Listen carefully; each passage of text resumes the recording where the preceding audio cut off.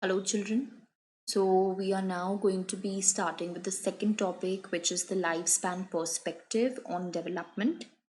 So, we have around 7 points, and we'll be elaborating these 7 points.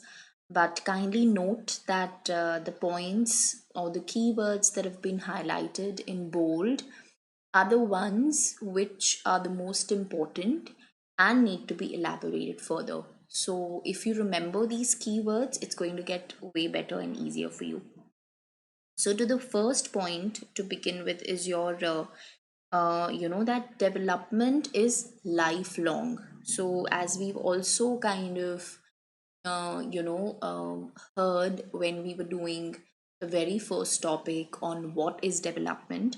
So it's very clear that development it begins as soon as the baby is conceived. So at the time of conception, you know, till the old age, or so to say, throughout the lifespan, the development goes on. So it is from your conception till old age is your period of development.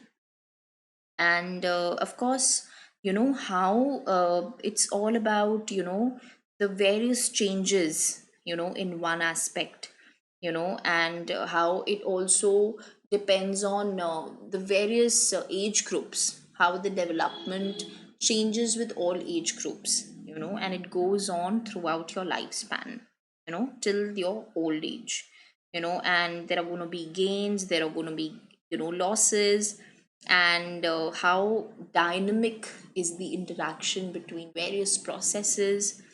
Then the second point is talking about the various processes of biological, cognitive, and socio emotional. And there's going to be, like, obviously an interplay of these three processes, and they definitely determine the development of a person.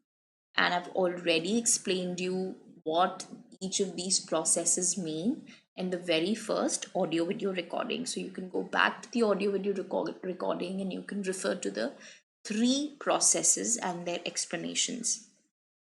Then the third point talks about the multi-directional point, which says that development is multi-directional, which means that you know that some of the components or the dimensions of development can increase, and other dimensions of the development can also decrease. So we're not going to see an increment or an increase in all of the aspects or areas, but it's going to be certain areas where we will see the development that will be progressive, it will be increasing, and certain areas it will be kind of decreasing also. So maybe, like, for instance, if you see that how the adults, the experiences of the adults, or so to say, maybe your parents or your grandparents, they're more experienced, and therefore it makes them way wiser than you. It makes them also take important decisions in life, which probably a student of a school or maybe a college student would not be able to. So they lack that kind of decision making, they lack the wisdom. And but of course, with age there is also that there'll be a decrease in your performance level, you know like many of your physical activities, you will see a fall there, you will see a sudden decrease. You probably will not be able to run the way you used to when you were in school or college, or probably when you were younger, you know and the zeal, your stamina, all of these things, of course, they take a turn. So in terms of your physical activities or exertion, we see a decrease in terms of these areas, and there are other areas where we do see a development happening. So it's quite multi-directional. Then when we talk about the fourth point, which is that development is highly plastic, which means that what happens is that the skills and the abilities of a person, they are quite, so to say, flexible, and they can be improved, you know and throughout your lifespan, you know so it's not that, whatever skills you have or whatever abilities you have, this is what I need to live with, and I really cannot groom it. I cannot polish them. I cannot nourish them. So I can definitely nourish, polish, and groom my skills, my abilities. So in that sense, development is highly plastic. There are so many skills that people learn after a certain age, maybe during their middle age, or maybe even later that. And so we really cannot give a certain age limit that it is going to be only till here that your learning will take place or your skills will be groomed and developed, and after that, nothing happens. So basically, learning of skills, grooming of skills and abilities, it's a lifelong process. So in that way, development is very, very plastic.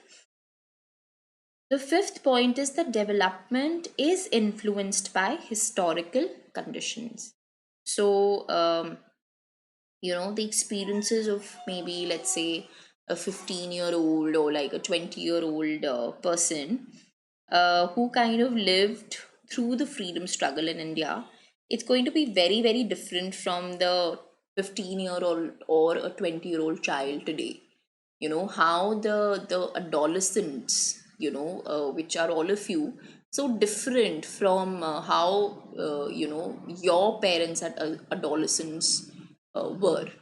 So when you sit down with them, you'll understand that their experiences have been so different from your experiences. Back then they never really had these kind of online classes, or so to say, the technology. And that's one example I can give you. So even in terms of the career orientation today of school children is quite different. There are so many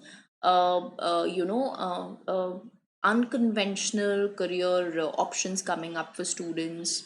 There are such amazing and creative career options coming for students which probably weren't there back then.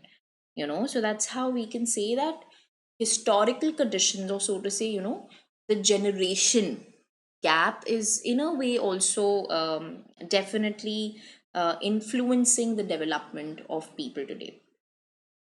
Then the sixth is all about development being a multidisciplinary, which talks about that how many of the different disciplines like psychology, anthropology, sociology, neurosciences, they're all studying human development, with a different angle, and they are giving, possible answers to what exactly development is throughout lifespan. So there is a different angle as per every discipline, but we do understand that in essence, this is what development is all about. And it's great to get ideas from these disciplines. It's great to put it together and know more about human development. So definitely it's multidisciplinary. And the last point is all about contextual, that how development is contextual. That, basically, development, it varies from person to person. We really cannot generalize it in terms of what you've inherited, or the kind of physical environment you got, or the kind of social support you got, or the historical conditions, the cultural context for that matter. So so we can say that the life events or the situations in each one's life is not going to be the same. So therefore I really cannot generalize development and put it in the same way for everyone. Like maybe accidents, earthquakes, natural disasters, calamities, so many things are there which definitely is going to shape a person. And so definitely, so these all these incidents are in a way influencing, you know one's life, definitely, and therefore also influences the development of a person. And even the positive influences like winning an award or getting a good job, all of these things, it is changing the people, you know and it all comes down to the context. With varying contexts, it is definitely influencing the people their development, their mindset. So we really cannot, in a way, generalize it. Of course, it is, but the course of time, right from conceptual till old age, but each one's journey from conception till old age is going to be different. So that journey from the conception till old age is not something which is going to be exactly the same for each one of us.